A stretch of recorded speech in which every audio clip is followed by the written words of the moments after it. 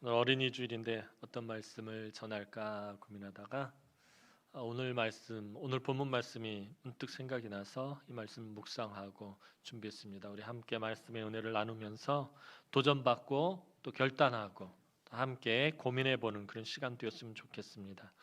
요즘 금요 기도회 때 역대하에 등장하는 히스기야 왕의 스토리를 강해하고 있습니다. 히스기야는 자신의 아버지인 아하스 왕이 망쳐버린 이 유다 왕국을 회복시키고 부흥시키기 위해 얼마나 말씀을 붙잡고 헌신했는지 모릅니다. 정말 완전히 망하기 직전까지 거지꼴이 된 그 나라의 왕이 되어서 그 유다 왕국을 다시 회복시키고 부흥시키기 위해서 얼마나 하나님의 말씀을 붙잡고 그 말씀대로 살려고 애쓰고 그 말씀에 헌신했는지 모릅니다. 아하스에게, 그 악한 왕 아하스에게 히스기야와 같은 왕이 나왔다라는 것 자체가 정말 엄청난 기적이며 하나님의 크신 은혜입니다. 그래서 아하스에게 어떻게 이런 아들이라는 제목으로 한동안 히스기야에 대해서 지금 계속 강해를 하고 있습니다. 정말 어두웠던 시기, 다 망해가던 그 유다 왕국의 히스기야라는 왕은 정말 하나님께서 주신 단비와 같은 그런 은혜이고 정말 기적과 같은 그런 왕이었습니다.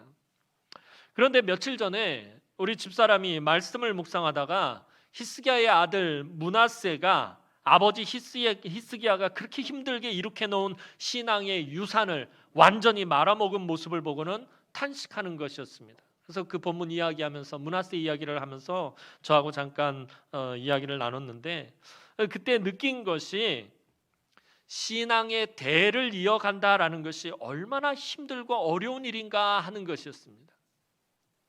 당대에 열심히 헌신하고 당대에 예배하고 충성하고 봉사하는 것, 이것도 물론 중요한 것입니다. 그런데 그거보다 더 힘들고 더 어려운 일이 그 당대의 믿음의 유업이 그 다음 대로 이어진다라는 것이 이게 얼마나 힘들고 어려운 일인가 하는 것입니다. 교회들에는 교회 안에서들 보면은 몇 대째 신앙을 이어가는 가정들이 있습니다. 3대, 4대 그렇게 이어가는 가정들이 있습니다. 그 가정의 입장에서는 그냥 당연한 것처럼 생각하겠지만 사실 이것은 정말 큰 은혜요, 기적과 같은 일입니다. 그런 관점에서 볼 때 다음 세대가 여전히 믿음 위에 서 있는 것이 믿는 사람들에게는 가장 큰 축복인 것 같습니다. 저도 말씀드렸던 것처럼 저희 집안이 우리 외조모에서부터 시작되어서 저희 부모님 그리고 그리고 저희 자녀들에게까지 4대째 지금 예수를 믿고 있습니다. 늘 그런 가정에서 태어났고 그런 가정에서 자라왔기 때문에 이게 정말 중요한지 몰랐어요. 물론 제가 잠깐 곁길로 나갔다 다시 돌아오기는 했지만 정말 이렇게 믿음 안에서 가정이 믿음이 이어져 간다는 건 그냥 당연하게 여겼어요, 저는. 그런데 말씀을 묵상하고 주변에 많은 목회를 하면서 성도들을 바라보면서 이 믿음의 대가 이어진다라는 게 이게 얼마나 기적과 같은 일인지. 자녀들을 키워보신 분들은 아시잖아요. 정말 부모 마음처럼 안 되는 것이 자녀들입니다. 특별히 신앙이 있어서 더 그래요. 부모들은 자녀들이 조금 더 열심히 신앙생활했으면 좋겠고 조금 더 헌신했으면 좋겠는 그런 마음이 있는데 참 자녀들 마음대로 안 돼요. 그 마음대로 안 되는 자녀들에게 믿음이 이어지고 대를 이어간다라는 게 이건 기적과 같은 일이다라는 거예요. 정말 하나님의 크신 은혜라는 거예요. 이제서야 저도 깨닫게 되는 게 내가 정말 큰 복을 받고 있구나. 4대째 예수를 믿는다는 건 우리 자녀들에게까지 그 믿음이 이어진다는 것, 우리 아이들 밑으로 또 태어나는 자손들에게 또 그 믿음이 이어진다는 것이 사실은 우리가 누리는 복 중에 가장 큰 복이구나라는 것을 생각해 보게 됩니다. 얼마 전에 교회 성장 연구소에서 설문조사를 한 것을 보았습니다. 청장년 성도들이 한국 교회 가장 시급한 문제로 생각하는 것이 무엇이냐라는 질문에 교회가 교회답고 목회자가 목회자답고 성도가 성도다워지는 것이라는 답이 가장 많았다고 합니다. 교회가 교회다운 것, 목회자가 목회자다운 것, 그리고 성도들이 성도다운 것이 지금 한국교회의 가장 시급한 문제라는 것입니다. 이것은 다시 말해서 교회와 목회자와 성도들이 예수를 닮지 못했다라는 거예요. 교회다워지고 목회자다워지고 성도다워지는 것이 무엇입니까? 예수를 닮아가는 것입니다. 예수를 믿는다라는 것은 제가 계속해서 예수님 스토리 하면서 이야기했던 것처럼 예수님을 우리가 매일매일 조금씩 닮아가는 것입니다. 그런데 우리가 예수를 닮아가지 못하니까, 교회에서 예수의 모습이 드러나지 않으니까, 목회자가 예수를 닮아가지 못하고 예수의 모습을 나타내지 못하니까, 성도들도 마찬가지로 예수를 닮아가지 못하고 예수의 모습을 나타내지 못하니까 한국 교회가 이렇게 큰 어려움을 겪고 있는 것입니다. 한국 교회가 쇠퇴기로 들어가고 있는 것입니다. 오늘 저와 여러분에게 정말 그리스도인답게 살아가느냐라고 묻는다면 자신 있게 그렇다라고 대답할 사람이 그리 많지 않을 것입니다. 목사인 저도 마찬가지입니다. 정말 그리스도인답게 살아가냐고, 목사답게 살아가냐고 묻는다면 사실 자신 있게 대답할 수가 없습니다. 그리고 이것은 오늘 사사기 본문을 비추어 본다면 매우 심각한 문제입니다. 5월은 가정의 달입니다. 가정의 달에 맞추어 조금 전에 그 질문을 바꾸면 여러분은 믿음의 부모입니까? 라는 질문이 될 수 있겠습니다. 여러분들은 교회 안에서만이 아니라 가정으로 돌아갔을 때 그 가정에서 정말 믿음의 부모님 되십니까? 여러분은 여러분의 자녀들에게 우리 아버지는 믿음의 아버지이며 우리 엄마는 믿음의 엄마야 라고 인정을 받고 있느냐라는 것입니다. 설문조사에 의하면 청년들이 교회를 떠나가는 가장 큰 이유가 신앙의 선배들의 신앙과 삶이 일치하지 않는 모습, 부모의 신앙과 삶이 일치하지 않는 모습 때문에 교회를 떠나가게 되고 신앙을 포기하게 된다고 합니다.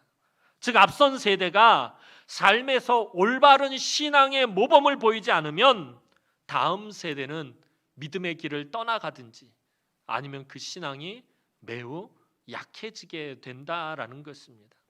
예전에 서울에서 청년 사역을 할 때 청년 중에 정말 열심히 했었는데 어느 날 교회를 청년의 모임을 안 나오기 시작하더니 계속해서 안 나오는 거예요. 어떻게 다 만나가지고서는 이런저런 이야기를 하는데 얘기를 안 해요. 그래서 왜 그러냐 그러다가 어떻게 하다 이제 부모님 얘기가 나왔어요. 아버님 어머니 그렇게 교회에서 열심히 헌신하고 충성하고 봉사하고 그런데 이 아이가 코웃음을 치는 거예요.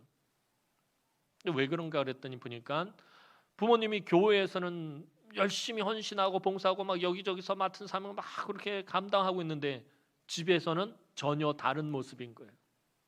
아버지가 술을 마시고 담배를 피고 이런 모습을 보니까 이 아이가 신앙에 괴리감이 온 거예요. 교회에서 보여지는 부모의 모습과 집에서 보여지는 부모의 모습이 다른 것이에요. 신앙과 삶이 다른 것이에요. 이런 것이 신앙이라면 목사님 저는 신앙생활 하지 않으랍니다. 저는 예수 믿지 않으랍니다. 라고 이야기를 하는 거예요. 마음이 너무 아팠습니다. 앞선 세대가 올바른 신앙의 모범을 보이지 않으면 이처럼 다음 세대는 믿음의 길에서 떠나갈 수밖에 없는 것입니다. 오늘 본문의 사사시대가 그러했습니다. 오늘 본문 10절 말씀 우리 다시 한번 읽어보도록 하겠습니다. 오늘 본문 10절 말씀입니다. 시작.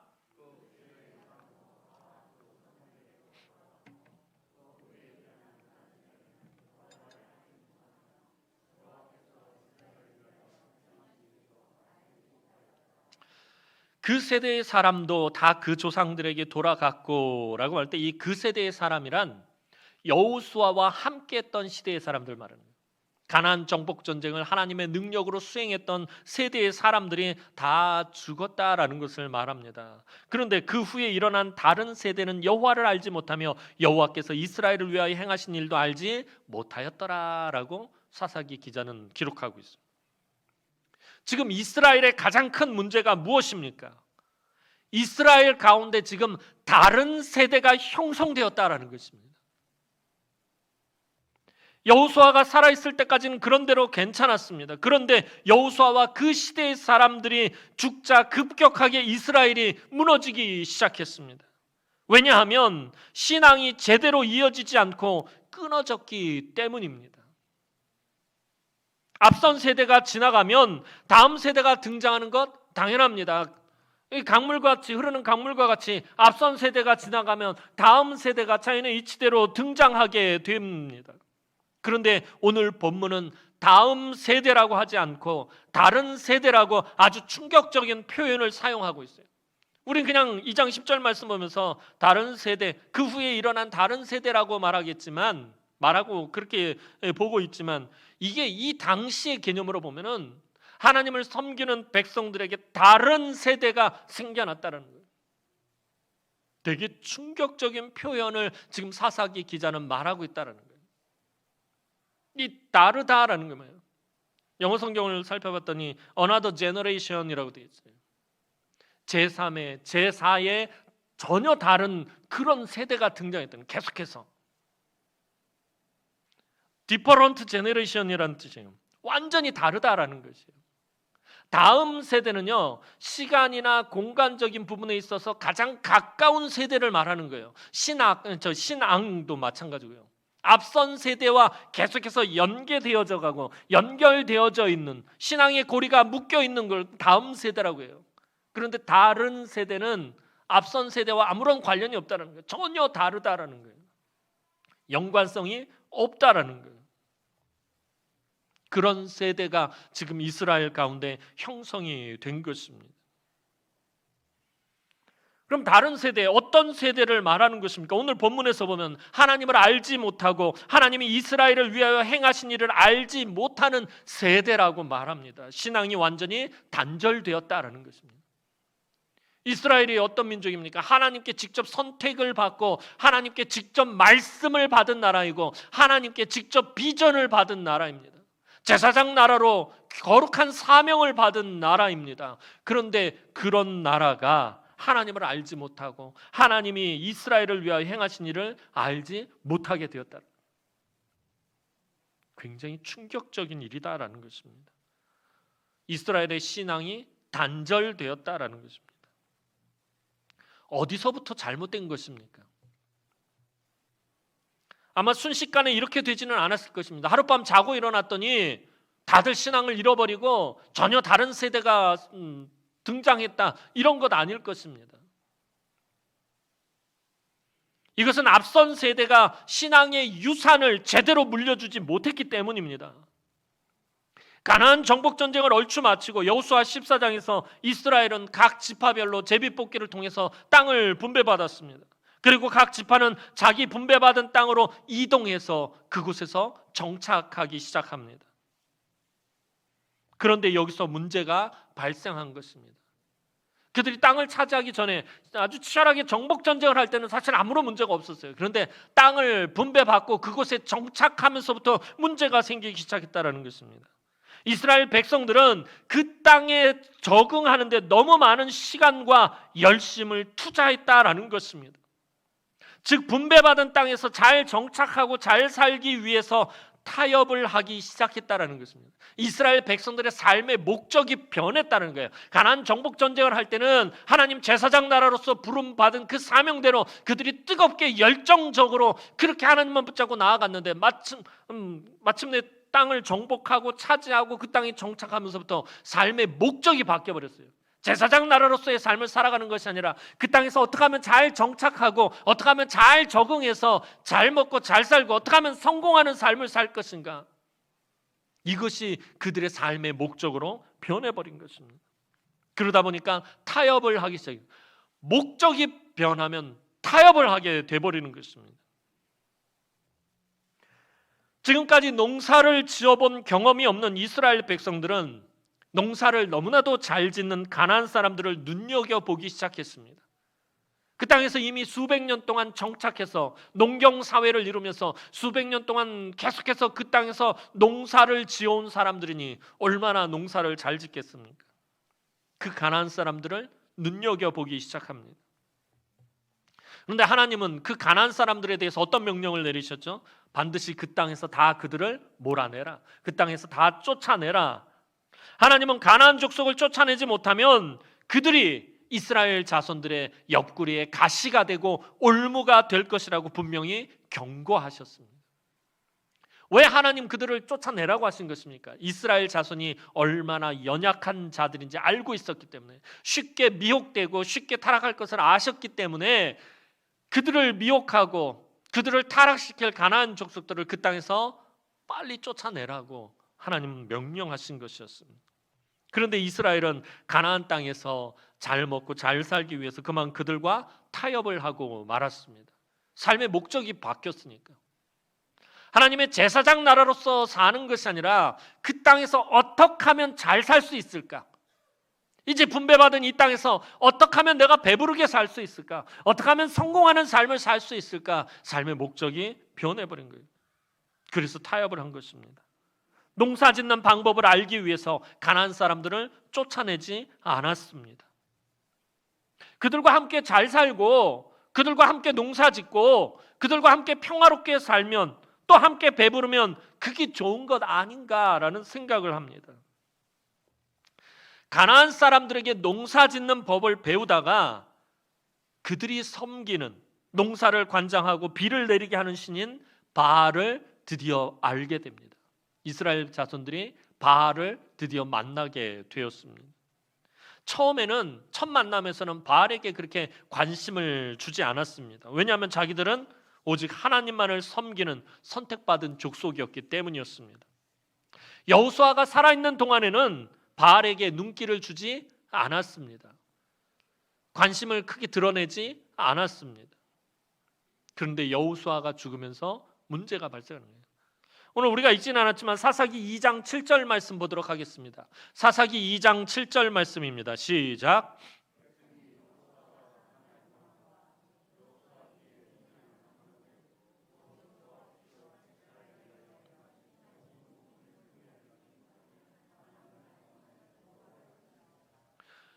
그런데 여호수아가 죽고 하나님이 행하신 능력을 목격한 사람들이 한 사람 한 사람 죽기 시작하자 이스라엘 자손들이 점점 바알에 대한 관심을 나타내기 시작하고 바알에게 눈길을 주기 시작합니다.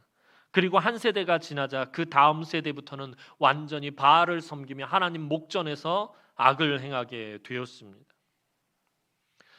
하나님이 행하신 모든 큰 일을 본 자들이 사는 날 동안에만 하나님을 섬겼다라는 이 7절 말씀은 다시 말해서 신앙이 다음 세대로 이어지지 않았다라는 것입니다. 원래대로 하자면은 하나님이 행하신 모든 큰 일을 본 자들이 죽은 후에도 이스라엘이 여호와를 섬겼더라. 이게 원래 이렇게 돼야 되는 거예요. 그런데 하나님의 큰 일을 행하신 것을 본 자들이 사는 날 동안에만 하나님을 섬겼다라는 거예요. 이 말은 신앙이 이어지지 않았다라는 거예요. 다음 세대에 이 믿음의 유산을 물려주지 못했다는 거예요. 신앙의 대가 끊어질 때 다음 세대는 다른 세대가 되고 마는 것입니다. 모세는 이스라엘 백성들이 가나안 땅에 들어가거든 어떻게 살아야 할지 신명기를 통해서 가나안 땅에 들어가기도 전에 분명히 알려주었어요. 모세는 비록 자신이 가나안 땅에 들어가지 못하지만 요단 동편에서 이제 가나안 정복 전쟁을 시작하기 전에 이스라엘 백성들을 불러 모아놓고 마지막으로 고별 설교를 하며 이스라엘 자손들에게 철저하게 당부하는 말씀입니다. 신신당부하는 말씀이 바로 신명기 말씀이에요. 신명기 6장 6절에서 7절 말씀 한번 보도록 하겠습니다. 신명기 6장 6절에서 7절 말씀입니다. 시작.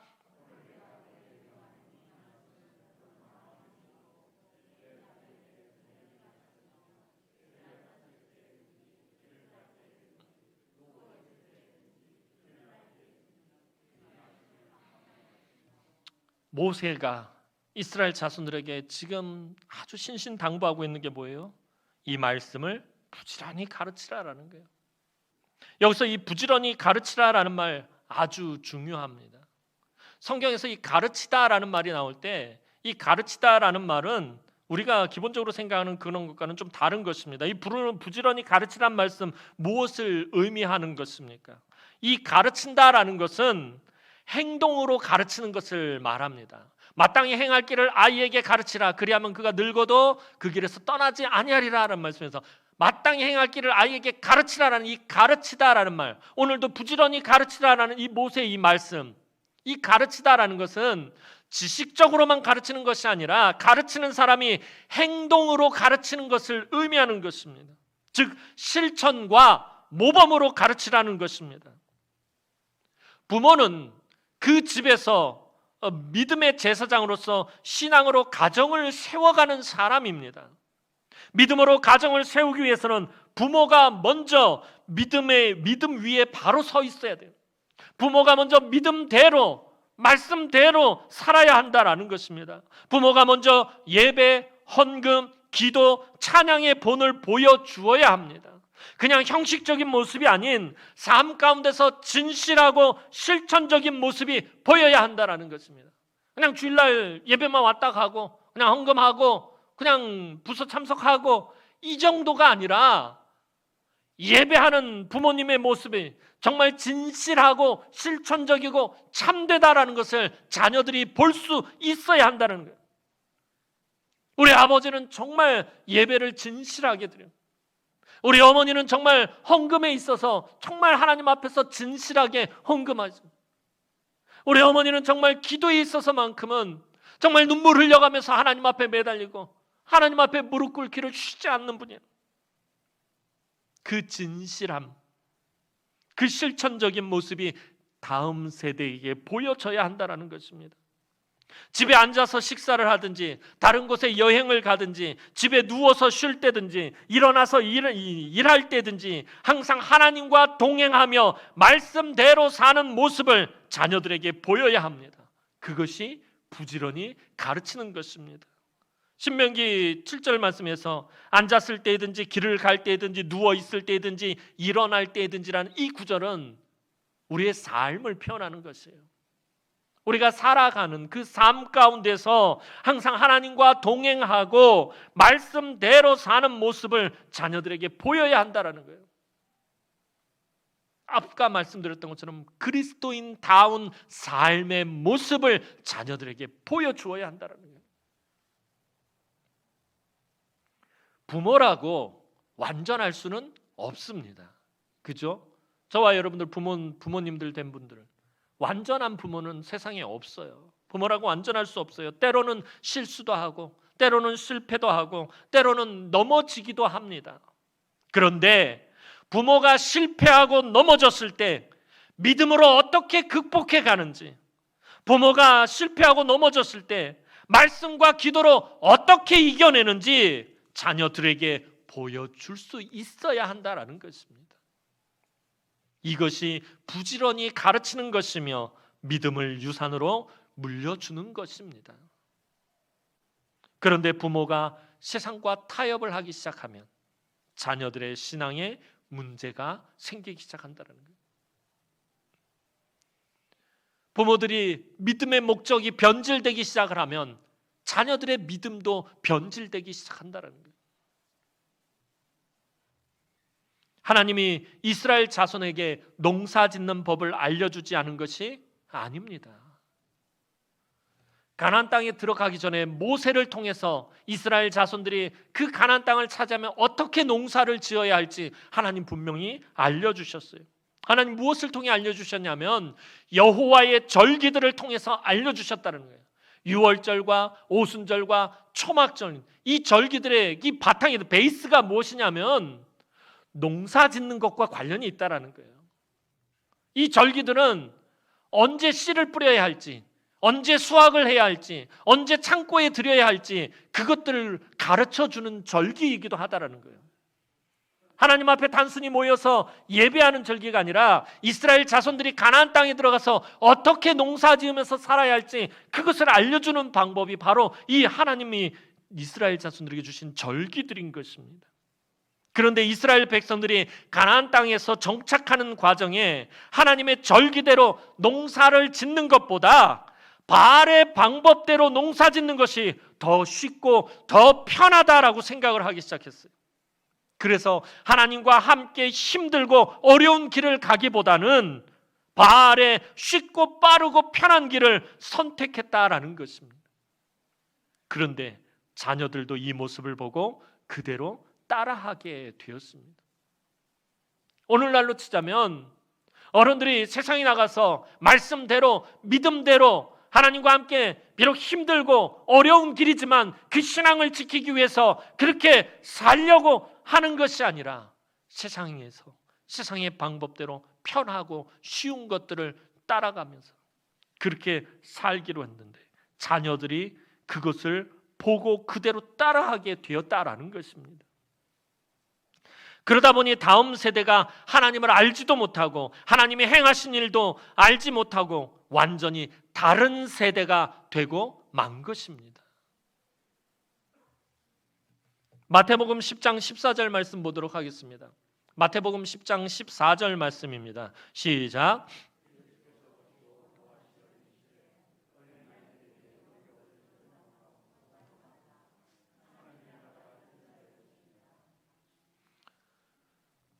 주님이 사역하실 때 많은 부모님들이 자기 아이들을 데리고 와가지고 주님이 좀 만져주셨으면, 주님이 안수해 주시고 주님이 축복해 주셨으면 좋겠다 싶어서 아이들을 데리고 나왔어요. 또 많은 아이들이 우리 예수님 그러면서 예수님 앞으로 막 몰려 나왔어요. 그런데 아이들이 예수님에게 나오는 것을 제자들이 꾸짖고 막아버립니다. 이 당시의 아이들은 천덕꾸러기 같은 존재들이었어요. 사람 취급을 받지 못한 이 시대는, 왜냐하면 아이들은 아직 노동력이 없어서 생산성을 가지고 있지 않기 때문에 그냥 식량만 축내는 존재로 그렇게 여겨지고 있던 시대예요. 이 시기는. 지금이야 아이들을 꽃으로라도 아이들 때리지 말라고 말하면서 아이들이 참 귀하게 여기는 시대지만 이 시대는 그런 시대가 아니었어요. 제자들이 아이들이 막 예수님 앞에 나와서 막 그렇게 예수님 귀찮게 할까봐 막 모두게 막 야단주, 이놈들 어디 여기 와서 딴 데 가서 놀아, 딴 데 가서. 애들은 가라 그러면서 딴 데 가서 놀라고 막 꾸짖고 야단을 친 거예요. 그런데 주님께서 그 모습을 보시고 매우 노여워하셨어요. 복음서를 보면 주님 그렇게 노하신 적이 별로 없어요. 성전에서 장사하는 장사치들을 내어 쫓으실 때 그때 아주 심하게 노하셨고, 그리고 제자들이 예수님에게로 나오는 어린아이들을 내쫓을 때 예수님 아주 노여워하셨다는 거예요. 마태복음 10장 14절 분명히 예수께서 보시고 노하시어. 예수님 아주 노하셨다는 거예요. 아이들이 주님에게 오는 것을 막지 말라 하고 아주 강하게 명령하십니다. 아이들이 주님께 오는 것을 용납하고 금하지 말라라는 말씀은 다시 말해서 아이들이 주님에게 오도록 적극적으로 이끌어주고 도와주라는 말씀이에요. 아이들이 예수님에게로 오는 것, 아이들이 나에게로 오는 것을 용납하고 막지 말아라 라고 예수님이 제자들에게 하신 말씀은 다시 말하면 아이들이 나에게로 오는 것을 너희가 적극적으로 도와주고 적극적으로 이끌어주라 라고 예수님 제자들에게 명령하시는 것입니다. 우리 어른들이 해야 할 일이 바로 이것입니다. 우리 어른들이 해야 할 일이 바로 아이들이 주님에게 나오는 길을 더욱 넓혀주는 것입니다. 세상에 여러 가지 것들이 막고 있는 것을 뚫어주어야 합니다. 아이들이 우리 주님 앞으로 나오는 그 길을 가로막고 있는 것들을 어른들이 다 뚫어줘야 된다는 거예요. 우리 주님이 아이들을 마음껏 축복하시도록 만들어 주어야 합니다. 아이들이 주님 앞에 나오는 길을 막아버리면 아이들과 주님의 거리가 생기게 된다는 것입니다. 교회가 아이들에게 투자하는 것을 아까워해서는 안 됩니다. 왜 애들한테 그렇게 많은 돈을 주냐? 왜 주일학교에 그렇게 많은 예산을 쏟아붓냐고. 절대로 그렇게 말해서는 안 된다는 것입니다. 아이들에게 들어가는 예산, 아이들에게 들어가는 재정을 아까워하면 그 교회는 아무런 비전도 없게 되는 것입니다. 앞으로 우리 교회가 해야 할 일은 어린 아이들이 교회에서 예배하고 마음껏 뛰어놀고 꿈을 펼칠 수 있도록 만들어 주어야 한다는 것입니다. 아이들이 교회에서 정말 신나게 뛰어놀 수 있는 그런 것들을 만들어 주어야 한다는 거예요. 요즘 교회 뒤편에 공사가 한참입니다. 우리 장로님들이 마음을 모았고 또 집사님들 몇 분이서 지금 막 헌신하면서 지금 일하고 계시는데 아이들이 뛰놀 수 있는 장소를 만드는 거예요. 항상 걱정이 되는 게 그거예요. 저는 아이들이 교회 안에서 놀다 어른들이 자꾸 막 시끄럽고 막 떠들고 와장창 막 그러니까 애들은 나가서 놀라 그러는데, 우리 교회 앞에 이 오르막길이잖아요. 이 오르막길이다 보니까 차들이 올라올 때 악셀을 좀 세게 밟아야 되니까 왕 하고 올라오거든요. 아이들은 좌우를 안 살펴요. 항상 앞만 보고 달려가게 돼 있어요. 교회에서 저쪽 주차장편으로 건너갈 때 좌우 안 살펴요. 그냥 앞만 보고 냅다 달려간다고. 사고 날까 봐 늘 그게 걱정인 거예요. 저는 아이들이 맘 놓고 뛰어놀 장소가 사실 우리 교회 부족해. 그런데 지금 그것을 조금 만들고 있어요. 지금 그게 얼마나 기쁘고 감사한지 모르겠어요. 더 많은 것들을 아이들에게 만들어줘야 돼요.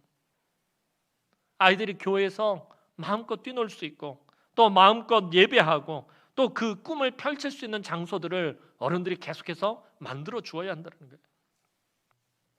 어떤 어른들은 아이들이 교회에서 뛰노는 것을 싫어하시는 분들이 있어요. 거룩한 예배당에서 왜 애들이 이렇게 막 뛰어놀고 시끄럽게 하고, 응? 제가 늘 말씀드리잖아요. 그냥 예배 시간에 애들만 들어오면 벌써 다들 눈이 확 돌아가가지고 이거부터 귀찮아하는 거야. 아이들 나타나면 아이들이 거룩하게 예배만 드려야 한다고 생각하는 거예요. 거룩한 예배당에서 춤추고 뛰노는 것 안 된다라고 말합니다. 아이들을 바리새인으로 키우시려고 하시는 것입니까? 물론 아이들이 하나님 찾으시는 참된 예배자로 양육하고 교육해야 합니다. 아울러 아이들이 교회를 사랑하고 하나님 앞에서 마음껏 뛰놀게도 해야 한다라는 것이에요. 아이들과 하나님을 자꾸 거리감을 두게 만들어서는 안 된다는 거예요. 다윗처럼 춤추면서 하나님을 찬양하게 해야 합니다. 저는 아이들이 교회에서 뛰노는 것을 보면 너무나도 좋아요. 너무나도 감사해요. 아이들이 그냥 목양실 문 확 열고 들어오는 건 너무 좋아. 조금 전에도요, 예배드리기 전에 아이들이 그냥 문을 똑, 그래도 요즘은 내가 아이들한테 가르쳤어요. 목사님 방에 들어올 때는 꼭 노크를 하고 들어오니라 그랬더니 그 다음부터는 말도 잘 들어요. 얼마나 신통방통한지 몰라요. 딱딱 두들기는. 네, 그러면 애들이 빼꼼해서 목사님 들어가도 돼요? 들어와. 막 후다닥 들어와요. 목사님 초콜릿 주세요. 제 방에 초콜릿이 항상 준비되어 있어요. 아이들 막 나눠주면 오늘도 예배드리러 올라오기 전에 밑에서 한 애들하고 막 계속 잘 떠들고 막 장난치고 막 그러다 올라왔어요. 어른들은 야, 목사님 방에 가지 마. 목사님 귀찮게 하지 마. 아이들하고 저하고 멀어지게 만드는 거예요. 어른들은 제 방 들어오지 마세요. 어른들 들어오면 싫어요. 애들 들어오면 좋아하냐. 얼마나 좋은지 몰라. 지금도 아까도 막 애들하고 막 떠들면 목사님 저 글자 뭐예요? 제 방에 뭐 성령 충만이라고 이렇게 저기 그 한문으로 크게 써 있어. 저 글자 뭐예요? 그래서 내가 수현 바보 그랬더니 막 웃어. 그랬더니 그러면 목사님 네 글자로 맞춰야 돼. 그랬더니 못 하고 있더라고요. 그래서 목사님 뚱 그러더라고요. 아이들이 교회에서 있는 게 너무 좋아해야 된다. 목사님 방, 담임 목사님 방도 어려움 없이 막 확 들어와야 돼. 아이들하고 저하고의 거리가 가깝다는 말은 다시 말하면 아이들하고 하나님하고 거리가 가깝다는 얘기예요. 얼마나 좋은지 몰라요. 아이들이 교회 안에서 뛰노는 것 여러분들 정말 좋아해야 돼요. 막 우리 예배 드리고 있는데 갑자기 문 열고 들어가서 다다다다닥 뛰어가도 그게 여러분들 싫어서는 안 돼요. 그게 좋아야 돼요. 애들이 우리 교회 안에 있다는 거 얼마나 좋은 거예요. 아이들과 청년들이 세상으로 나가지 않고 술집에 가지 않고 악한 문화가 넘치는 곳에 가지 않고 교회 안에 있는 것만도 얼마나 감사하냐는 거예요. 세상에 악한 것들이 얼마나 많아요. 악하고 더럽고 음란한 문화가 넘쳐나는 곳에 가지 않고 이곳에 있어주는 것만 해도 얼마나 감사하냐. 교회 안에 아이들이 마음껏 뛰놀 수 있는 장소가, 꿈을 펼칠 수 있는 장소가 더 많았으면 좋겠어요. 아이들이 있을 곳이 없어서 이곳저곳으로 내몰리는 것이 아니라 아이들이 마음껏 있을 수 있는 장소들이 교회 안에 많아져야 한다는 거예요. 제가 우리 교회 와서 우리 교회 참 좋아하는 부분이 있는데 그게 뭐냐면 저는 교회 화단 되게 좋아해요. 봄 되면 저쪽 교육관 앞에는 벚꽃이 피고요. 이 본당 앞쪽에 있는 화단에서는 복숭아꽃 피고 살구꽃 피고 모란이 피고 좀 있으면 이제 사과나무 꽃도 지금 다 폈구나. 사과나무 꽃도 피고 가을 되면 국화가 피고 코스모스도 피고 얼마나 좋은지 몰라요. 제 핸드폰 사진첩에는 교회 꽃사진밖에 없어요. 꽃사진. 그래서 화단을 늘 교회 출근하면 화단을 들려서 화단에 있는 꽃들을 만져보고 그러면 그게 얼마나 좋은지 몰라요. 그러면서 요즘 그 봄에 한참 꽂혔던 제 입에서 계속 나왔던 흥얼거리게 했던 동요가 있어요. 여러분들 잘 아십니다. 나의 살던 고향은 꽃피는 산골, 복숭아꽃, 살구꽃, 아기 진달래, 울긋불긋 꽃대궐 차리인 동네, 그곳에서 놀던 때가 그립습니다. 이 동요가 왜 이렇게 좋은지 몰라요. 제가 나이가 이제 저도 이제 들으기 시작하나 봐요. 그러면서 무슨 생각이 드냐면 어릴 때 모교회에서 친구들하고 뛰놀던 때가 자꾸 생각이 나는 거예요. 지금 이제 모교에서 뭐 안수집사도 되고 장로도 되고 막 그때가 그립더라는 거예요. 왜 이 말씀을 드리냐면 우리 아이들이 교회에서 마음껏 뛰놀고 자라면서 교회의 꽃을 보고 그 꽃을 보면서 예뻐하면서 그러고서 막 깔깔깔깔 웃으면서 자라서 그 아이들이 자라서 나중에 여전히 이 교회에 있으면 너무나도 좋은 것이고 혹이라도 교회를 떠나게 되었을 때 교회의 꽃밭에서 놀던 때가 그립습니다. 생각을 하면서 교회로 다시 돌아올 수 있었으면 좋겠다라는 거예요. 어릴 때부터 신앙생활을 해오셨던 성도님들은 한번 생각해 보시기 바라요.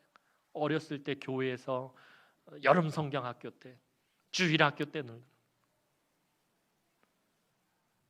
그 속에서 놀던 때가 그립습니다. 그때 나에게 말씀을 가르쳐 주셨던 선생님의 그 이야기들이 그립습니다. 우리 아이들이 자라서 목양실을 가가지고 목사님한테 얻어먹었던 그 초콜릿이 그립습니다. 믿음의 유산이 이어지는 것이 얼마나 중요하냐라는 거예요. 교회에서 가장 중요한 재산이 무엇입니까? 교회에서 가장 중요한 재산이요.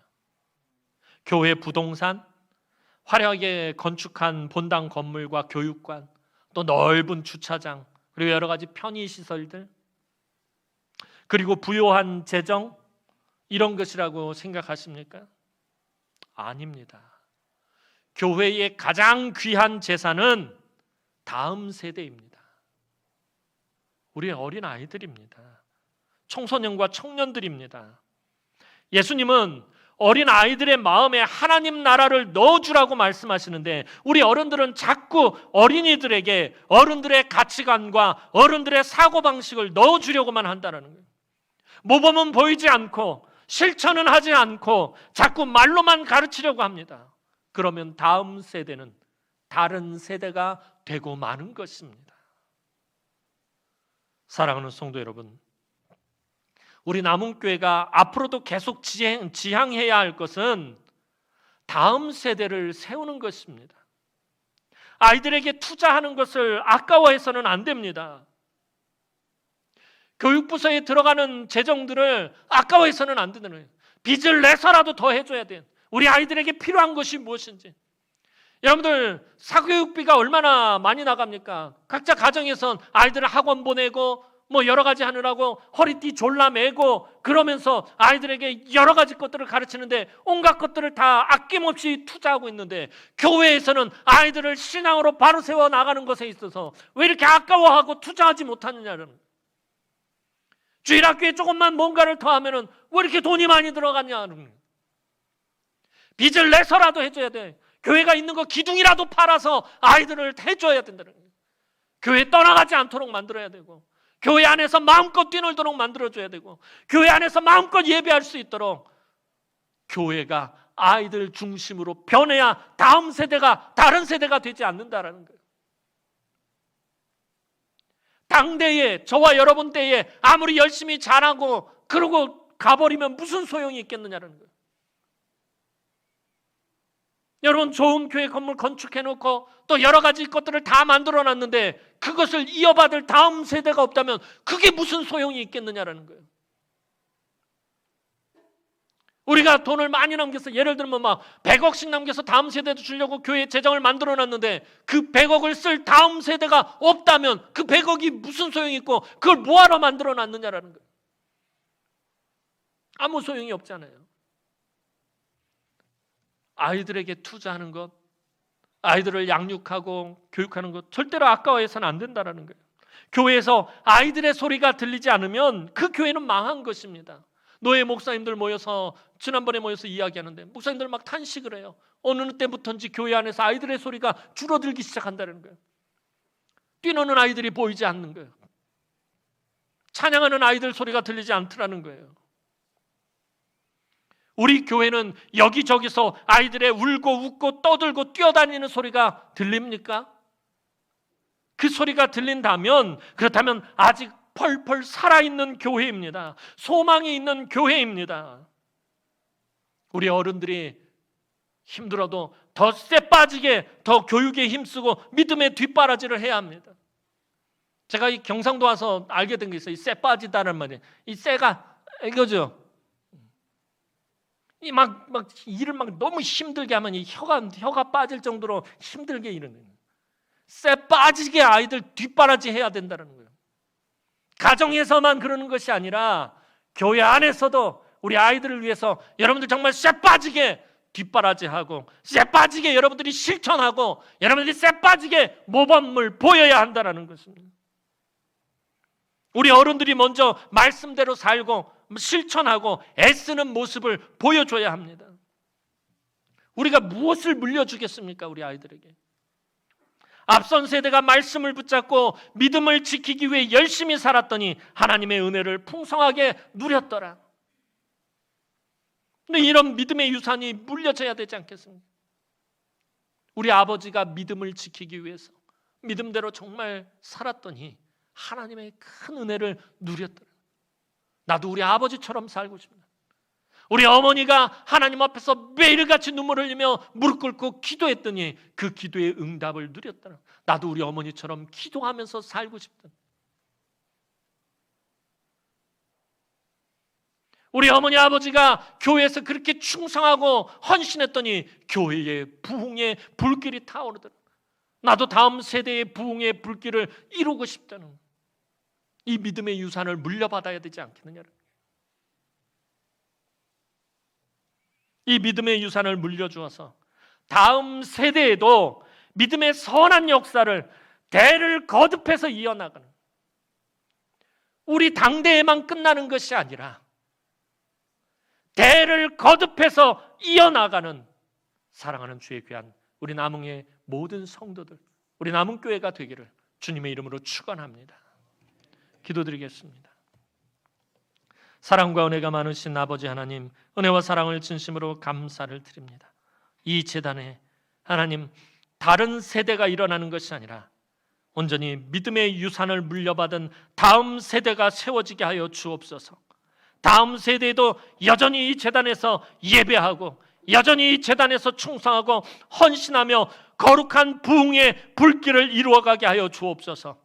이 재단에 하나님 예배하는 어린이들이 가득하게 하시고 하나님을 마음껏 찬양하는 청소년들이 넘쳐나게 하시고 새벽 이슬과 같이 헌신하는 주의 귀한 청년들이 이 재단에 가득하게 하셔서 다음 세대에도 이 재단이 하나님께서 기쁘게 사용하는 재단이 되게 하여 주옵소서.